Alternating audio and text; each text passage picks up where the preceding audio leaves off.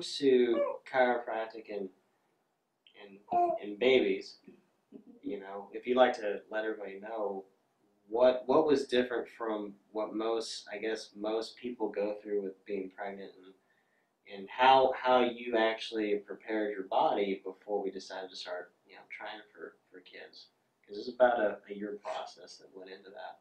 Well, January of last year, I actually started preparing myself. I detoxed. I doubled up on supplements.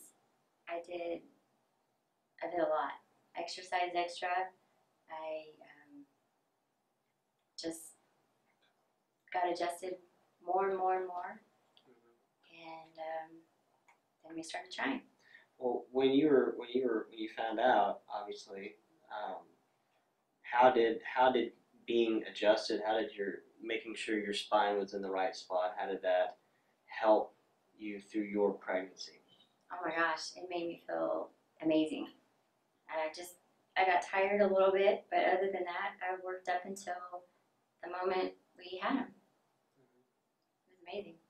Well, a lot of people don't know that when you get adjusted being pregnant, it kind of changes as you grow, right? So when you got to a point where you were showing pretty well, you know, like 6 months, the adjustments change. I think a lot of pregnant ladies think that, you know, we're just slamming on the spine and stuff. Right. How did it change when you were showing, and obviously we had to change our adjustments with you? It wasn't bad. It was very comfortable. Just basically getting my pelvis ready. I really couldn't tell much of a difference. The adjustments were very smooth. The rehab was very smooth, and the delivery was very smooth. Yeah, that was big too. We, you know, we planned. We didn't go to any doctors all the way through up until the hospital visit, which wasn't planned. He came about a month early, and it was pretty funny because we actually missed our window.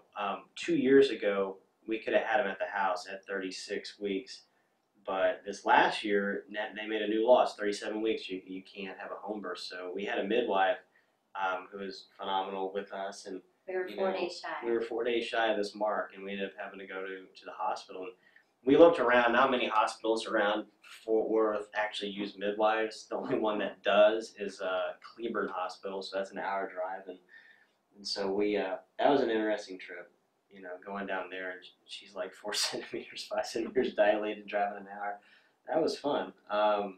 But even though he came early, and we were in the at Cleburne Hospital, I mean, a lot happened with that. That was pretty intense. You know, it got to the point where she went, just to let you know, she went into the hospital and she was dilated, I believe you were 5 centimeters when you just walked in the hospital. And they were astounded because they didn't know. She didn't act like somebody that was 5 centimeters dilated, you know, in active labor. She just walked herself in and sat down, and they kind of took their time until they saw that. They checked her, and then it was like code red. Let's get her into a room so she can, you know, get ready to deliver. And it was really great. They had a water tub. They had just got one the week before, so that was definitely God, you know, helping us out. Went there. Real funny story. Side note too. The hospital is called Walls Regional Hospital, so we knew that was definitely God saying go to this place. It was amazing. But we went there, and they had just got their water tubs, and so we were able to actually have a water birth. And midwives, we actually didn't have the OBGYN. He was never in the room. Actually, he came in after. But it was actually amazing. I mean, she did awesome, and we delivered Aiden. You delivered Aiden. I just helped. You were a lot of support. But you know, adjust her all the way through up until she started pushing. Then I didn't adjust her through that part. And then when she had him, that's when it got really interesting because our plan, obviously, and it was going well, but you just never know. With him, he was halfway out on the birthing process. Nobody touched his neck, so we didn't have anybody pulling the neck or twisting shoulders. He came out halfway, and then the midwives delivered him. So nothing touched his neck. And a lot of people don't know that when babies are delivered, there's trauma to the neck. the neck get twisted or spun or just pulled because doctor's trying to deliver the baby. But the baby's spines are so sensitive and they're obviously not very strong. They can get subluxated very easily. And actually, with all that, all the right stuff happening, there's still some risk. And with him, that's what happened. He, you know, his lungs actually, and we found out why. You know, it's kind of half the reason why he came early. It's just he, you know, Shannon, you're not very big. He ran out of room, and so he came out, and just the force of him being delivered naturally. And Shannon, oh, that's the other thing too. I mean, you know, a lot of ladies, in you know, we were in the hospital. We heard a lot of the ladies getting epidurals and tons of drugs and just screaming and crying. And I gotta tell you, just Shannon was cracking jokes all the way until she had Aiden in between her contractions. It was amazing, you know, just able to do a full natural birth. And to a lot of people watching, they're like, how do you do a full, you know, they think that we might be kind of hippie-ish, like we were all natural. No, it's just you were actually got your body prepared, you know, that you could actually have him naturally. It's amazing how you have so many contractions when it first starts. You have a certain amount of intensity, and you get used to that intensity, and then you have another group of the pain gets a little bit harder, and then you get used to it, and then it go. You know, you just have a certain amount of group of intensity of pain, and your body gets used to it, and it just gradually eases up to the pain until it's time to have them. And to me, it was amazing, absolutely amazing. Yeah, no drugs, no anything. I mean, it's pretty darn amazing. And that whole process was great. The only problem that we saw was when he was born, and what we found out, obviously was going to adjust him not as fast as it ended up happening, but what happened was he was delivered, and I guess the way he was in Shanna for so long, or he was getting pushed out, his top bone in his neck was just jammed out. I mean, I could feel it, and if you can feel a little infant's, you know, atlas being out that far, there's a problem. And it was, because when he was out and he started taking his first breath of life, his right lung was collapsed. His left lung was breathing fine, but it was the weirdest thing, you know, just seeing your son, the right lung just, it's not working, the left lung is. And so right at that point, that's when, you know, obviously Shanna was kind of obviously not herself, so I had to leave Shanna and go with Aiden because the nurses kind of snatched him right from me. And they brought him to the heating area, and that's when they were telling me just his lungs don't get to functioning here within about 5 minutes. We're, you know, transporting him to Cook's Hospital, and they wanted to care flight, and they're going to care flight him out. And of course that's when, you know, that's when I kind of came back from like, is this really happening? Sense to you're not touching my son. Like, hang on, give me a second. And I had, luckily your mom was there as well as our midwife, and I'm like, I don't know who I yelled at, but I'm like, give me the activator gun. So we're able to get a hold of Aiden and find that, and had to basically, you know, in a nice way, you know, forcibly tell the nurse to give me a second, get out of the way, let me adjust my son. And obviously they thought, like a lot of people thought, I was going to do some type of crazy thing on my infant son. It's not. It's very, very gentle, very complete opposite of what people would think adjusting an infant. But we have a little instrument that we use, and we found that, and obviously adjust them. Of course, praying the whole time of adjusting him, and it was amazing. Within a minute, they gave me 5 minutes. Within a minute, his right lung was breathing air, his skin color was coming back. It was pretty amazing. One of the most amazing things I've ever seen. And so didn't have to get flighted to Cook's. Being a preemie as well, usually they're incubated for a week. He was never incubated. We were out. The only reason that we were in the hospital for 2 days because he was born 4 weeks early. Because if he wasn't, we'd be out. Well, and they wanted to give me antibiotics the moment I was admitted to the hospital. Yeah. And then as soon as he was born, they wanted to give him antibiotics. Which is nuts. I mean, first shot of life. Let's just start drugging our son. That just makes no sense. And you know, we had to obviously, you know, they were very they complied a lot with us. They didn't fight us on very much at all. Very open to that. So we were really appreciative of their help. But you know, it's been an amazing, you know, ride with that, and that's just how with this little man, you know, how we're able to go through that process. And thank goodness that we know, because I mean, right from the start, if we didn't do like a lot of people that just don't know any better, he would have already had, you know, tons of vaccination shots. He already been, given probably formula, given Similac. He would have been probably transported to Cooks and God knows what done to him for weeks and incubated. And thank goodness all that, and not to mention the money saving from not having to do all that. And that was, I mean, it's just the most amazing thing with that. But, and then also, just with you recovering, I mean, you recovered very fast. Just walked myself back to the room and Yeah. sat myself in the bed, and that was it. Relaxed. It was amazing, just that whole process. And so when a lot of people are like, why do you get adjusted when you're pregnant? What would you tell people that or especially ladies that are wanting to have kids, that are preparing, they're wanting to know what do I need to do to make sure this labor works? A lot of people are scared. I've talked to a lot of people who are very scared. They think it's going to hurt the baby. No, it gets everything ready for the baby. Get your hips aligned, get your pelvis aligned, everything just prepped and ready to have a baby. I highly recommend it. Highly recommend it. And it also helps with the pain, I think. It brings the pain down.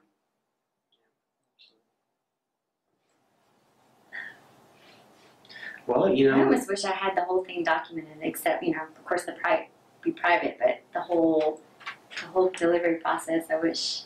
Yeah. Because it would help so many people. Well, I guess you want to know how we got into chiropractic. She's been adjusted longer than me. She's been adjusted, gosh, almost 18 years. Yeah. Getting up there. I've been adjusted for almost 10. It'll be 10 years next year I've been getting adjusted. But she was in a really bad car wreck when she was 16. I think it was 16, 17. I was 17. 17. Mm-hmm. Right off their military base. Her dad was a major in the Air Force up in Salt Lake at that time. And, she got into a trauma. And thank goodness there was a chiropractor there because they really didn't know better. But you were starting to get, pretty bad at that point. And, was able to get introduced to chiropractic, and different than what we do now. It was more of a pain center. But he was able to get her out of pain and get her back on her feet. She wasn't having headaches or the neck pain anymore, which was great. The problem was, and obviously you and your parents didn't know, and most people don't. It's the doctor didn't really do as far as correction goes. He never re-x-rayed you, and he never told you to keep getting adjusted to maintain all the work that you had gone through. So when she was feeling better, she did what a lot of people normally do, and just wait till she starts hurting again.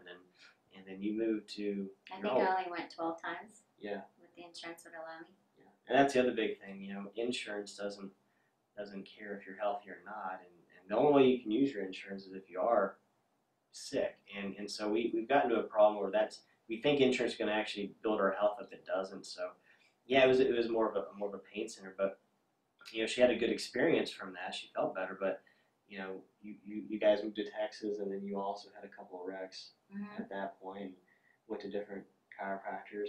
I think I was the 7th chiropractor to adjust you, I believe. Probably. Yeah. Probably. Been to a lot of doctors. A lot of chiropractors couldn't adjust my upper back, and you were the first one that actually could. First one. Well, you were relaxed with me. That's probably what it was. But the thing that struck me, I was still an intern in school, and the thing that struck me the most that I didn't understand was after she'd been to all those different doctors over years. When we took X-rays at Parker College, our staff doctor of mine, took X-rays and we went over them. That was the first time she'd ever seen her X-rays, and her X-rays looked like she'd never been adjusted in her whole life because her neck was just in very bad shape. And for all those years of getting adjusted, nothing was ever fixed. And the cause of all the nerve damage that she had been dealing with for years was never fixed. And that was something that changed the way we thought, because then we were like, well, this isn't really helping her. We need to do something that is going to correct the problem, and that's how we got into corrective adjusting. And that's really, at the time I was a student, and I was into to maximize living at that point. We had a student club, which they still have now. It was the very first student club, and that really got me thinking that way of long-term, not just lifetime care, but the right type of care, correcting the problem and then just maintaining it at that point, which is what we've been able to do since she's been, and I tell you what, if you could, you obviously have better insight than me. Just since we actually started doing corrective adjusting with you, and that's been the last 7 years. Mm-hmm. Yeah, that's when we were engaged. That was the last 7 years. What have you seen those last 7 years versus the first 11 years? Oh gosh, my cycle is 10 times better. Meaning you're not in tons of pain. Tons of pain. I would cramp. It was awful. I would have to miss work. I would have to be in bed. So much better. The cramping was almost non-existent.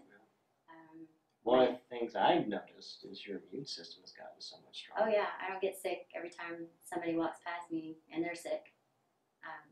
I don't get scared when I hear somebody sick. That's a huge thing. I barely get sick. Barely. My skin is cleared. My attitude's better. That's nice. That's always good. I got into my hormones. Yeah, well, that's the biggest thing. Yeah. That's the one I wanted you to say. Yeah. That's the big one, right? Because when your hormones are balanced, that's great for me. Exactly. Yeah. It's changed her quite a bit. Having the right type of care done versus just adjusting. Well, I couldn't imagine where I'd be today if I didn't. There's no telling. I would be on all kinds of medications. I would have already had surgery for my cycle. There's no telling where I would be. I'd be sick with some kind of autoimmune disease or sickness. Thank God that's not happening. But one of the big things that she, because it runs in your family. I mean, your aunt has endometriosis. Also a very close family member has it as well. So it happens, and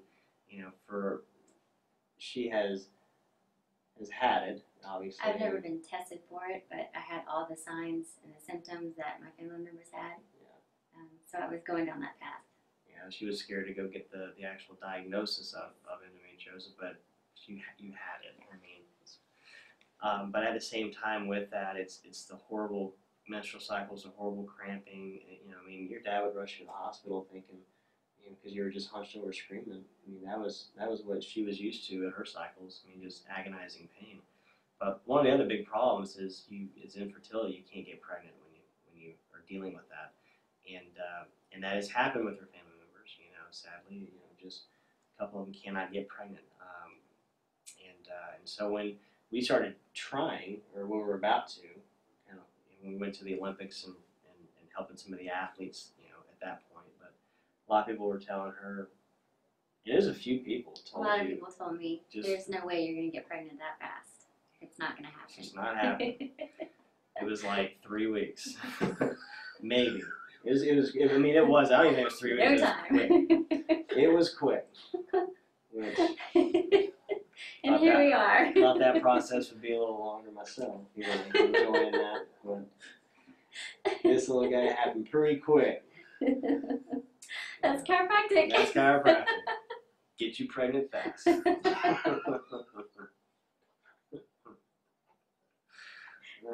can edit that part out. This is real. I think you're done. That's pretty good. Yeah. It's amazing. Mm-hmm. Good. That's funny, but it does. You'd be amazed how many people are like. Yeah, they do. Their number one concern is they come in because they can't get pregnant. And he's gotten how many people pregnant? It's very odd. They're like, hey, Dr. Wall got me pregnant. Don't tell my wife that.